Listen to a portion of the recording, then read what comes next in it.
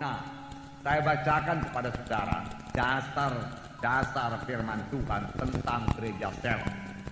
Yang pertama dasarnya yaitu Tuhan Yesus memilih 12 orang murid. Tuhan Yesus tidak memilih 100 orang murid. Tuhan Yesus tidak memilih 1000 orang murid. Walaupun yang mengikuti dia ada kalanya sampai 5.000 orang lebih, bahkan sampai 20.000. Banyak penafsir mengatakan.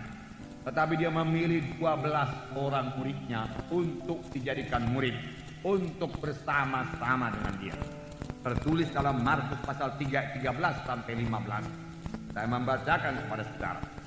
Kemudian naiklah Yesus ke atas bukit. Dia memanggil orang-orang yang dikehendakinya, dan mereka pun datang kepadanya. Ia menetapkan 12 orang untuk diutusnya memberitakan Injil dan diberinya kuasa untuk mengusir setan. Puji Tuhan. Tuhan naik ke atas bukit. Ia memanggil orang-orang yang dikehendakinya. Ia menetapkan 12 orang, bukan pula 20 orang, 12 orang. Itulah dia kehendak Tuhan Yesus memuridkan 12 orang. Kalau kita dalam hidup kita ini saja pun sanggup memuridkan 12 orang, sehingga mereka semua mengerjakan pekerjaan Tuhan sama seperti murid-murid Yesus, saudara sudah berhasil. Tetapi firman Tuhan berkata pekerjaan-pekerjaan yang dikerjakan akan kamu kerjakan. Bahkan pekerjaan yang lebih besar daripada ini akan kamu kerjakan.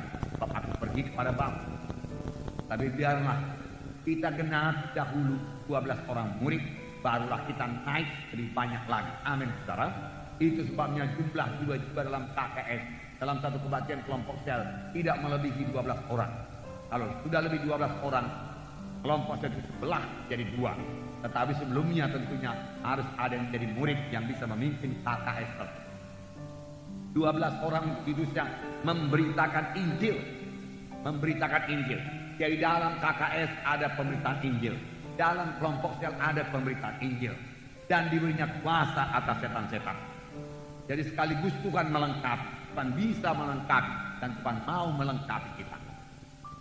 Untuk menjadi pemimpin kelompok sel, bukan berarti saudara mesti bertalenta luar biasa, berhikmat luar biasa, tidak. Tuhan Yesus memilih orang-orang yang biasa saja menjadi muridnya. Kenapa? Karena Tuhan Yesus lebih mementingkan penyerahan diri daripada kesanggupan.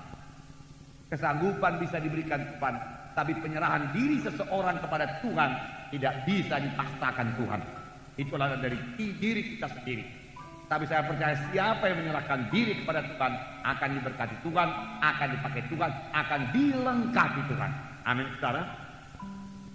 Puji Tuhan.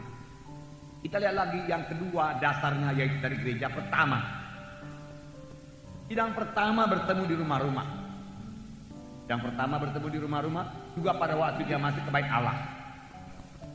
Nah, Kisah 2:46-47 berkata, dengan bertekun dan dengan sehati mereka berkumpul tiap-tiap hari dalam bait Allah.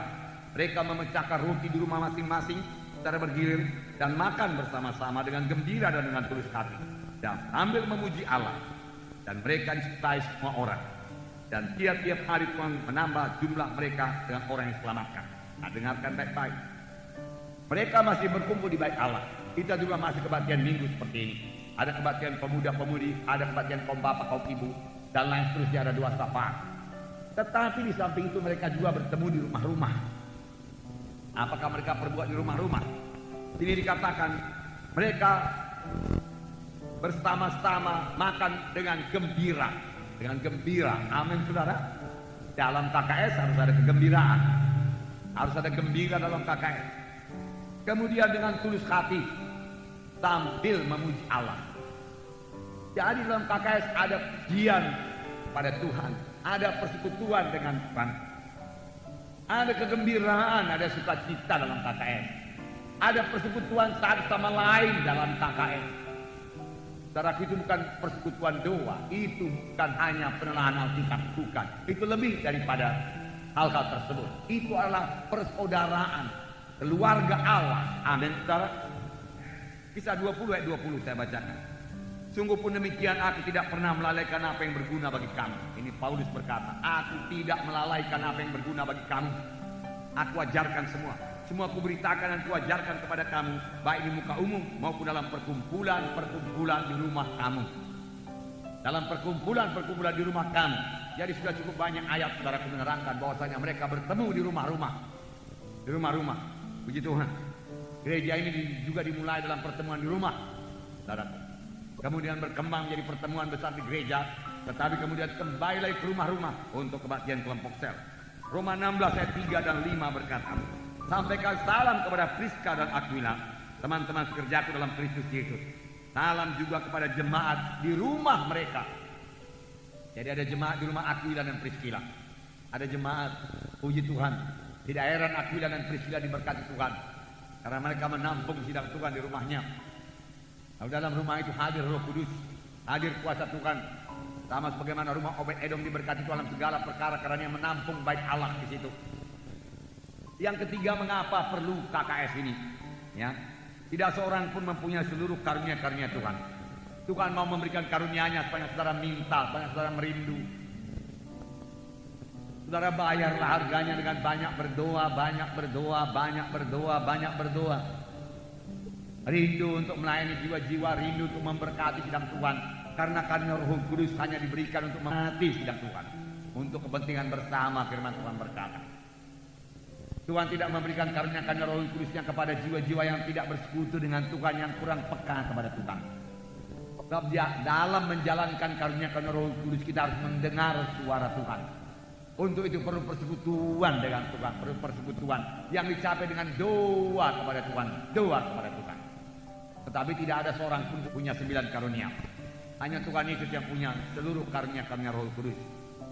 Kepada seorang dikaruniakan karunia menyembuhkan, yang lain karunia nubuat, yang lain karunia mengartikan makna nubuat, karunia hikmat, dan seterusnya. Tetapi kalau itu digabung maka itu menjadi lengkap.